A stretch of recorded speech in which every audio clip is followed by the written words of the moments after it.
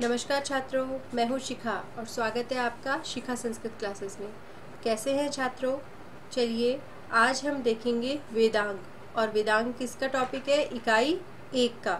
इससे पहले हम वेदों का काल पढ़ चुके हैं, ब्राह्मण साहित्य पढ़ चुके हैं, आरण्यक साहित्य पढ़ चुके हैं और संहिता साहित्य पढ़ चुके हैं। आज पढ़ेंगे वेदांग और वेदांग कंप्लीट होने के बाद हम पढ़ेंगे संवाद सूक्त। तो चलिए आगे देखते हैं अब हम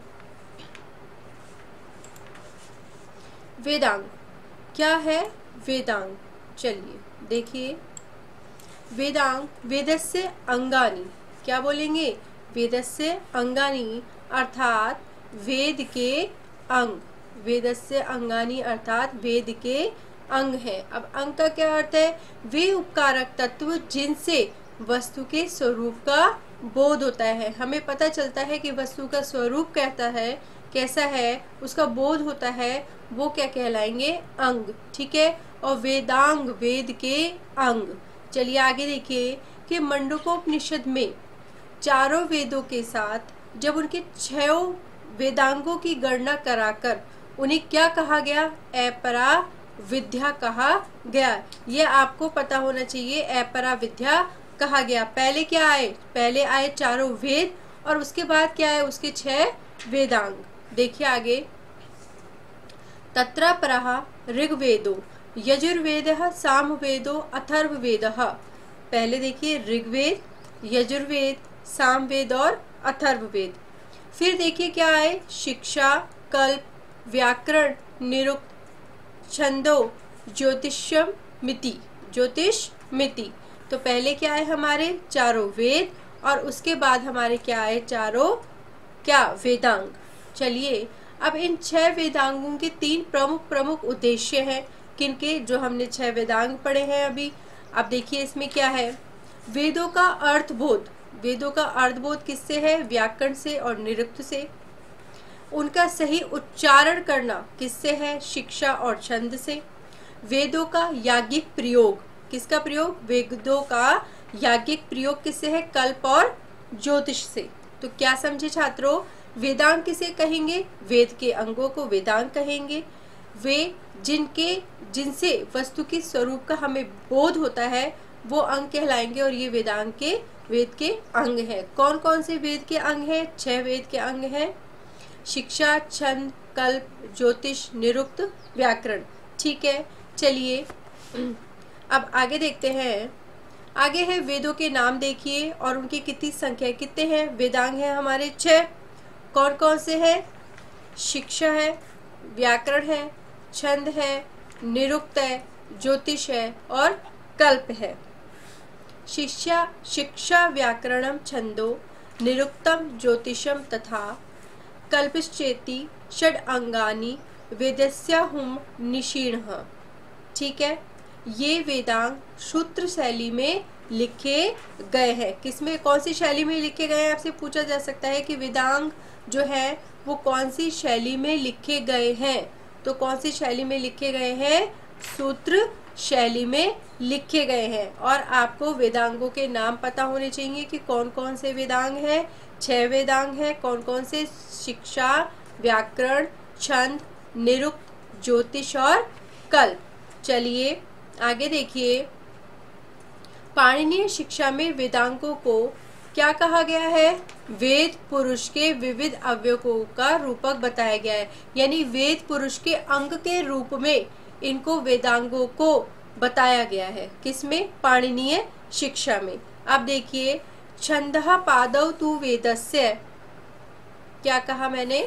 छंदः पादौ तु वेदस्य हस्तौ कल्पो अथ पठ्यते। छंदः पादौ तु वेदस्य, वेद के पैर कौन है? छंद। कौन है? छंद है। हस्तौ कल्पो अथ पठ्यते। ठीक है। और हाथ कल्प है, पैर छंद है। ज्योतिषाम नयनम चक्षु। ठीक है। ज्योतिष क्या है? नयन यानी चक्षु। निरुक्तम श्रोत्रम उच्यते। निरुक्त क्या है? श्रोत्र। ठीक है। शिक्षा घ्राणम तु वेदस्य। ठीक है। क्या है? शिक्षा घ्राणम तु वेदस्य। शिक्षा घ्राण है यानी नाक है, वेदस्य की, वेद की, और मुखम व्याकरणम स्मृतम, और मुख क्या है, व्याकरण। ठीक है, तस्मात ये सब जो अंग है ये वेद रूपी पुरुष के अवयव है। किसके अनुसार, पाणिनीय शिक्षा के अनुसार जो ये सब है, 6 जो अंग बताए गए हैं ये वेद रूपी पुरुष के अंग बताए गए हैं। छंद, कल्प, ज्योतिष, निरुक्त, शिक्षा, व्याकरण। चलिए अब आगे देखते हैं, इसमें इसको विस्तार से समझते हैं। वेद मंत्र पादों में विभाजित है। क्या है, जो वेद मंत्र हैं वो पादों में विभाजित है। जिस प्रकार पैरों से पुरुष की पहचान होती है उसी प्रकार छंदों से वेद मंत्रों का वैशिष्ट्य जाना जाता है। इसका क्या अर्थ हुआ कि वेद रूपी पुरुष के जो पैर हैं वो क्या है, छंद है। कल्प कर्मकांड के विषय है। कल्प क्या है, कल्प को बताया गया है कर्मकांड का विषय। तो कर्मकांड का अनुष्ठान हम किससे करते हैं, जो भी हम कर्मकांड करते हैं, अनुष्ठान करते हैं, वो अपने हाथों से करते हैं। तो कल्प को क्या बताया है, वेद पुरुष का हाथ क्या गया है, क्या कहा गया है, हाथ क्या गया है। और पैर किसके लिए, पैर वो क्या है, छंद। पैर क्या है, छंद। और हाथ क्या है, हाथ है कल्प। हाथ क्या है, कल्प। चलिए आगे देखिए। ज्योतिष के द्वारा कर्म अनुष्ठान के काल पर दृष्टि रखी जाती है। ज्योतिष काल निर्धारण, काल बताता है। तो जो कर्म अनुष्ठान के जो काल है उस पर दृष्टि रखता है। ठीक है, तो ज्योतिष क्या हो गया हमारा, नेत्र। ज्योतिष क्या हो गया हमारा, नेत्र। निरुक्त अर्थ ज्ञान देता है। निरुक्त क्या देता है, अर्थ ज्ञान देता है, जिसका साधन है श्रोत्रेंद्रिय, अर्थात निरुक्त को वेद पुरुष का श्रोत्र क्या कहा जाता है, श्रोत्र यानी कान। कि जब शब्द से सुनने के बाद, जब हम शब्दों को सुनेंगे उसके बाद ही हम क्या करेंगे, हमें अर्थ का बोध होगा। ठीक है, ये प्रक्रिया प्रारंभ होगी। तो निरुक्त क्या हुआ, निरुक्त हुआ वेद पुरुष के श्रोत्र यानी कान। ठीक है, और ज्योतिष क्या हुआ, चक्षु। ज्योतिष क्या हुआ, चक्षु। काल दृष्टि, ज्योतिष काल दृष्टि। कर्म अनुष्ठान, ये जो हम कर्म अनुष्ठान करते हैं ना काल की, इस पे दृष्टि रखता है। ठीक है, तो ज्योतिष क्या हो गया हमारा, दृष्टि यानी नयन। और निरुक्त क्या हो गया हमारा, श्रोत्र। चलिए आगे देखिए। उच्चारण विज्ञान की नासिका का रूप दिया हुआ है। उच्चारण विज्ञान, उच्चारण। ठीक है, इसको नासिका का रूप दिया हुआ है। व्याकरण उच्चरित शब्दों की यानी शुद्ध अशुद्धता का व्याकरण से पता चलता है तथा उनकी व्युत्पत्ति का विचार करने से वेद पुरुष का मुख है। तो व्याकरण क्या है, व्याकरण है मुख। व्याकरण क्या है, मुख। और शिक्षा क्या है, नासिका। शिक्षा क्या है, नासिका। देखिए यहाँ आएगा शिक्षा, शिक्षा है नासिका। और व्याकरण क्या है, मुख। और मुख क्या है, मुख है प्रधान बोधक तत्व। प्रधान बोधक तत्व होने के कारण ये सभी वेदांगों में प्रधान कहा गया है। क्या कहा गया है, व्याकरण। क्या कहा गया है, व्याकरण। चलिए अब हम सबसे पहले पढ़ते हैं शिक्षा। क्या पढ़ेंगे हम, शिक्षा। शिक्षा का उद्देश्य है वर्ण उच्चारण की शिक्षा देना। हम जो वर्ण का उच्चारण करते हैं उसकी शिक्षा प्रदान करना। किसी वर्ण का किस स्थान से उच्चारण किया जाता है।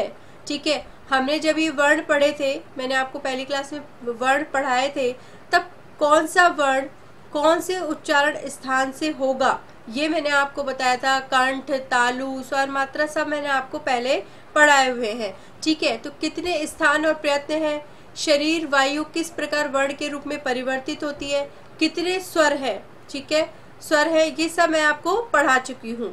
तैत्तिरीय उपनिषद में शिक्षा के 6 अंगों का उल्लेख है। किसमें, तैत्तिरीय उपनिषद में।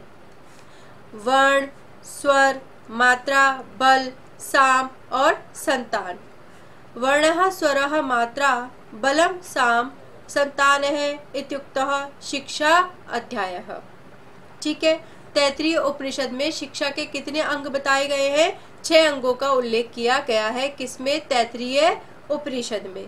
ठीक है, अब आगे देखिए, इसमें पहला है वर्ण। अब हम पढ़ेंगे वर्ण। वर्ण मैं आपको बहुत अच्छी तरह डिटेल में पहले के वीडियोस में पढ़ा चुकी हूँ। ठीक है, वेदों में 52 वर्ण यानी ध्वनियां प्राप्त होती हैं। स्वर इसमें कितने हैं? 13। स्पर्श, स्पर्श व्यंजन मैंने भी आपको बताए थे, ठीक है। यव, य, र, ल, व, श, स, स, ह, 8। विसर्ग, अनुसार, जिह्वा मूलीय, उपधमानीय, ये सब पहले हम पढ़ चुके हैं, ठीक है। चलिए अब आगे देखते हैं इसमें हम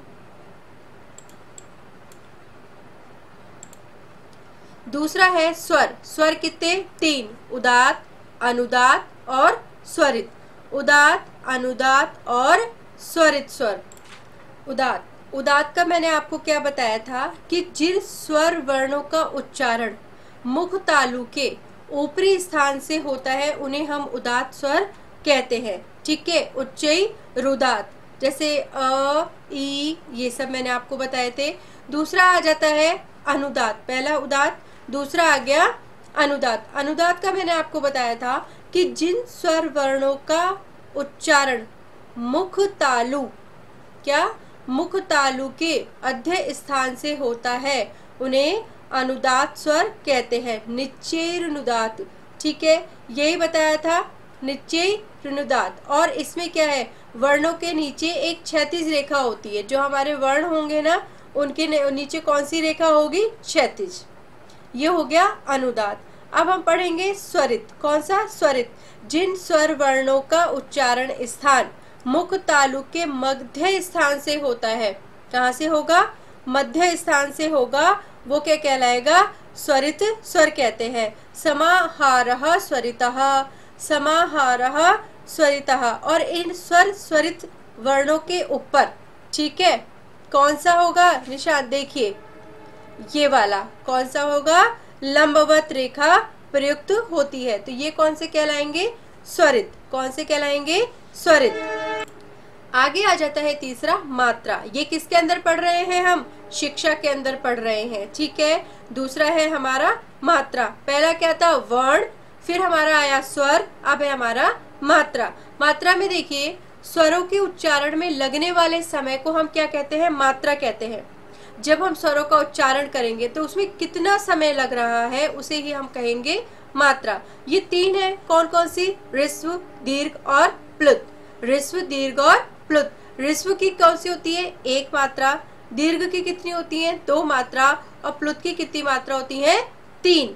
प्लुत की कितनी मात्रा होती है? 3। चलिए आगे देखिए, आगे है बल। क्या है? बल। वर्णों के उच्चारण में होने वाले प्रयत्न और उनके उच्चारण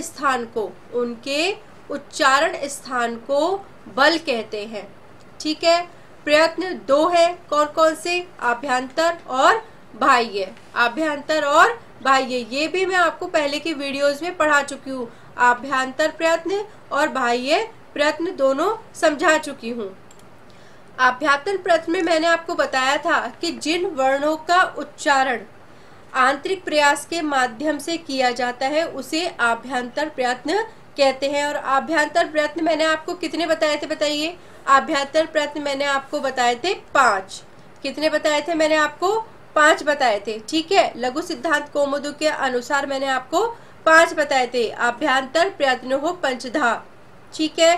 कौन कौन से थे? स्पृष्टम, ईशत स्पृष्टम, ईशत विवृतम, विवृतम और संवृतम। ये मैंने आपको क्या बताए थे? आभ्यंतर प्रयत्न मैंने आपको बताए थे।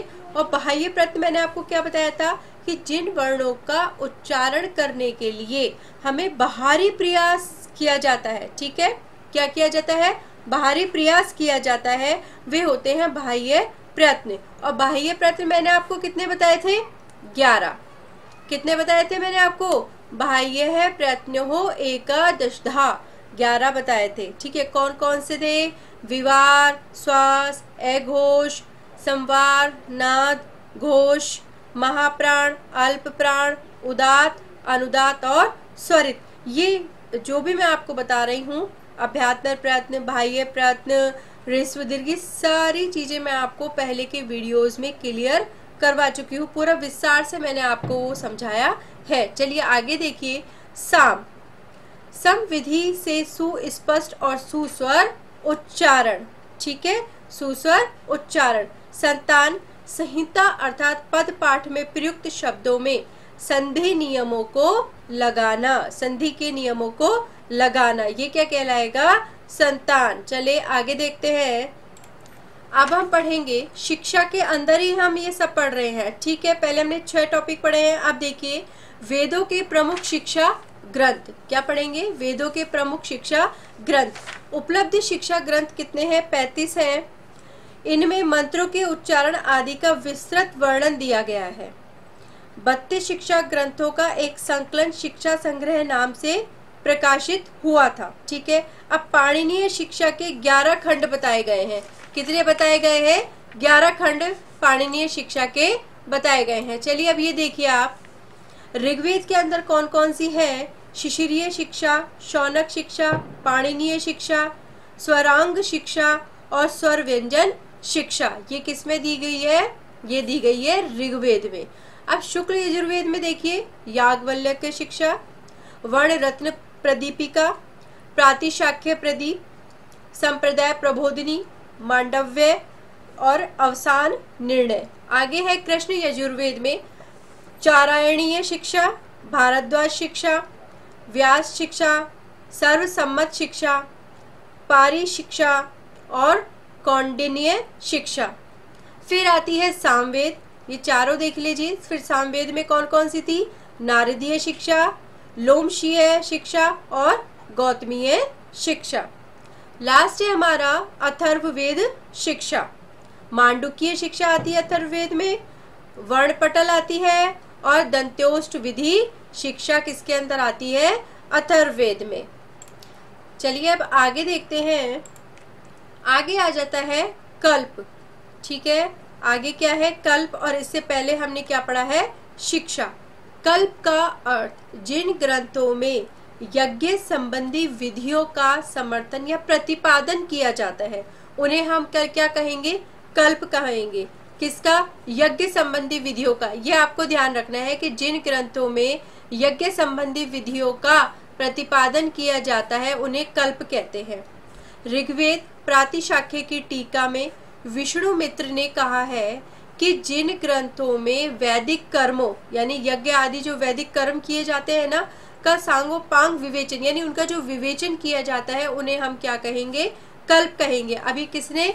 ऋग्वेद प्रातिशाख्य की एक टीका है जिसे विष्णु मित्र ने कहा है, उसमें किसने कहा है? विष्णु मित्र ने।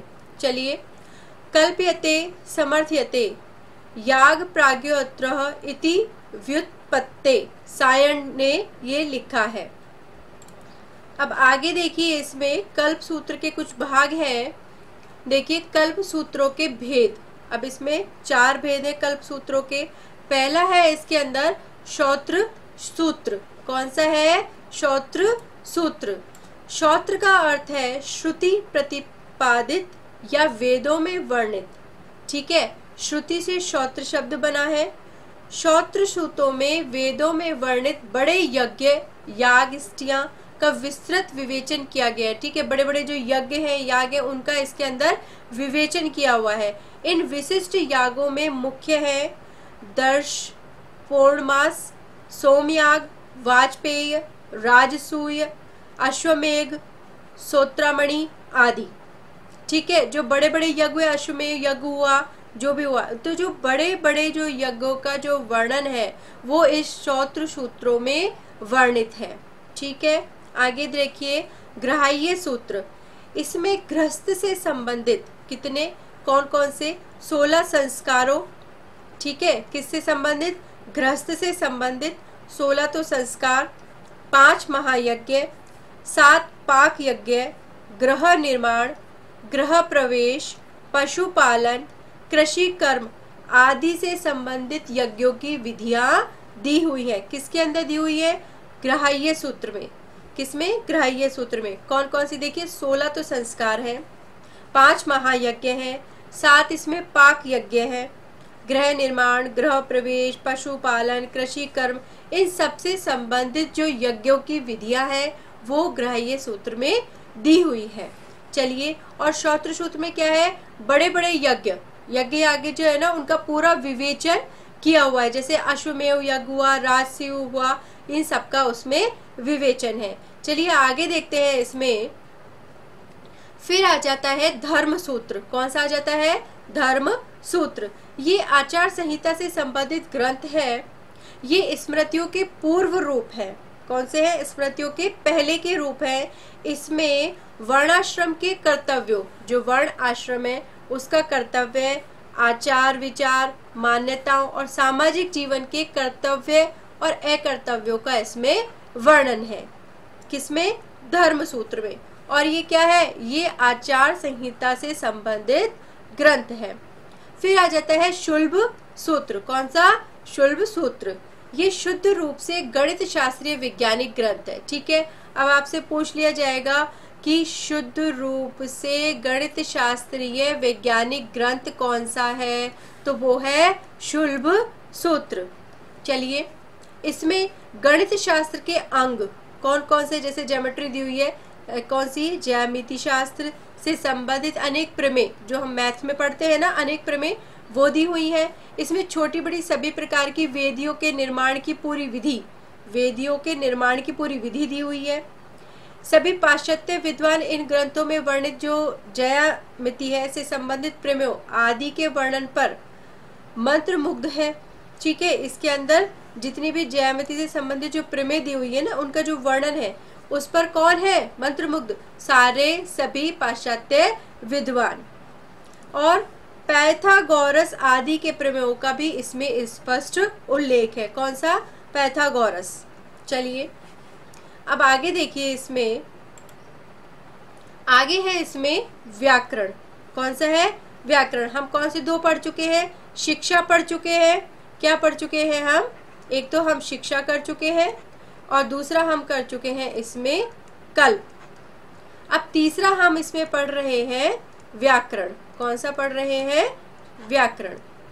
व्याकरण का अर्थ, व्याक्रियन्ते विविच्यन्ते शब्दाः अनेनेति व्याकरणम, अर्थात जिन शास्त्रों के द्वारा शब्दों के प्रकृति प्रत्यय का विवेचन किया जाता है। ठीक है, शब्दों का पता चलता है कि वो किस प्रकृति का है।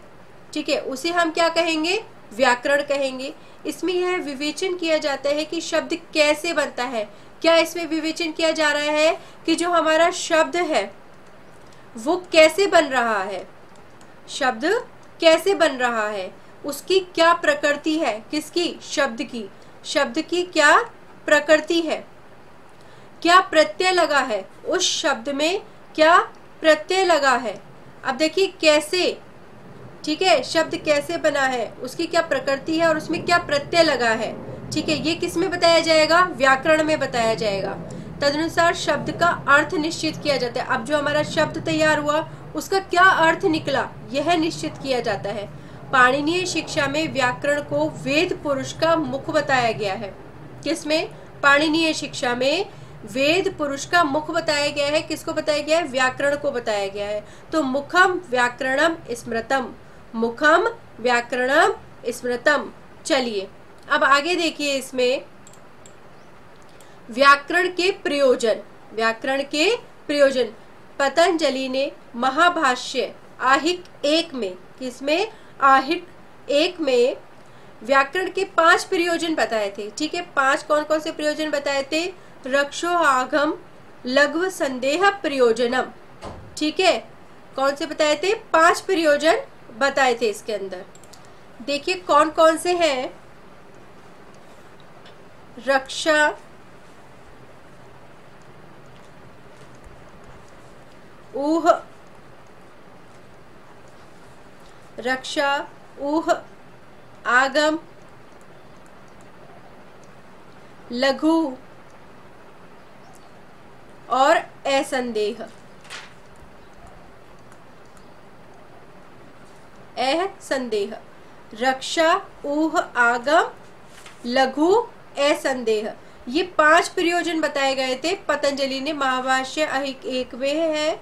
ठीक है, क्या है? व्याकरण के 5 प्रयोजन है। अब देखिए, जो वेदों की रक्षा, पहला क्या है? रक्षा।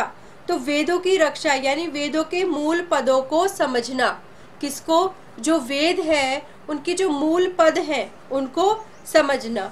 ऊह, यज्ञ में आवश्यकता अनुसार प्रकृति रूप में पठित पदों का विकृत पाठ करना। ठीक है, क्या करना, पाठ करना यज्ञ में। आगम, जो प्राचीन उद्धरणों में व्याकरण का महत्व समझाना, क्या समझाना, व्याकरण का महत्व को समझाना। लघु, भाषा शिक्षा के लिए लघुत्तम साधन होना, भाषा शिक्षा के लिए लघुत्तम साधन होना। और असंदेह, किसी स्थल विशेष में भाषागत संदेह का निराकरण करना। ठीक है, ये इसके अंदर आएंगे व्याकरण के 5 प्रयोजन। देखिए, ऐतिहासिक दृष्टि से, किससे, ऐतिहासिक दृष्टि से, ठीक है, व्याकरण का जो सर्वप्रथम पूर्ण ग्रंथ है वो पाणिनि की कौन सी है, अष्टाध्यायी। कौन सी है, अष्टाध्यायी। ऐतिहासिक दृष्टि से अगर हम देखें तो व्याकरण का सर्वप्रथम पूर्ण ग्रंथ पाणिनि की अष्टाध्यायी है। चलिए अब आगे देखते हैं। आगे है निरुक्त। क्या है, निरुक्त। निरुक्त का अर्थ है निर्वचन या व्युत्पत्ति, शब्द के मूल रूप का ज्ञान कराना और शब्द में प्रकृति प्रत्यय का स्पष्टीकरण, ध्यात्मर्थ अर्थात प्रत्यार्थ का विशदीकरण, समानार्थक और नानार्थक शब्दों का विवेचन आदि कार्य क्या कहलाता है, निरुक्त कहलाता है। देखिए, अर्थ का निर्णय करने वाला वेदांग कौन सा है, निरुक्त है। किसका, अर्थ का निर्णय करने वाला वेदांग निरुक्त है। अब इसको हमने इसके टुकड़े किए, निस प्लस वच प्लस कत, निस प्लस वच प्लस कत, निरुक्त बना। ठीक है, यास्क का निरुक्त ग्रंथ ही संप्रति उपलब्ध है। किसकी, सिर्फ यास्क की। किसकी उपलब्ध है, यास्क की निरुक्त ग्रंथ की संप्रति ही उपलब्ध है। इसमें 12 तो अध्याय हैं और अंत में परिशिष्ट के रूप में 2 अध्याय हैं। इस प्रकार यह 14 अध्यायों में विभक्त है। कितने अध्यायों में विभक्त है ये, 14 अध्यायों में विभक्त है। देखिए, थोड़ा सा और निरुक्त के बारे में पढ़ते हैं कि निरुक्त की रचना का उद्देश्य वेद मंत्रों की निर्वचन परक व्याख्या करना और देवताओं के स्वरूप को स्पष्ट करना था। किसका, देवताओं के स्वरूप को स्पष्ट करना था। निरुक्त जो है वो भाषा शास्त्र, अर्थ विज्ञान, निर्वचन शास्त्र का प्राचीनतम प्रमाणिक ग्रंथ है। किस किस का, भाषा शास्त्र का, अर्थ विज्ञान का और निर्वचन शास्त्र का। निरुक्त जो है वो एक बहुत ही कठिन ग्रंथ है। इस जगह अलग अलग जगहों पर, स्थान पर जो है इसके जो पाठ है उनमें कुछ त्रुटिपूर्ण भी है। ठीक है, इस पर क्या है कि प्राचीन काल से ही व्याख्याएं लिखी गई है। अलग अलग व्याख्याएं प्राचीन काल से इस पर लिखी गई है। किसने, स्कंद स्वामी और दुर्गाचार्य की व्याख्याएं भी प्रसिद्ध है। अगर हम देखें तो किस किस की है, स्कंद स्वामी और दुर्गाचार्य की व्याख्याएं भी प्रसिद्ध है। चलिए छात्रों, आज के लिए इतना ही। अभी वेदांग हमारा कंप्लीट नहीं हुआ है। अब जो आगे का वीडियो आएगा उसमें वेदांग जो है कंप्लीट हो जाएगा। तब तक आप इसको समझिए, लिखिए और इसके नोट्स बनाइए। ठीक है, और आप मेरे चैनल को लाइक कीजिए, शेयर कीजिए और सब्सक्राइब कीजिए और नोटिफिकेशन को भी ऑन कर लीजिए, जिससे समय समय पर जब भी मैं वीडियो डालूं तो आपके पास सबसे पहले वो वीडियो पहुंच जाए। और शिखा संस्कृत क्लासेस को सब्सक्राइब कीजिए। चलिए छात्रों, तब तक के लिए नमस्कार, धन्यवाद।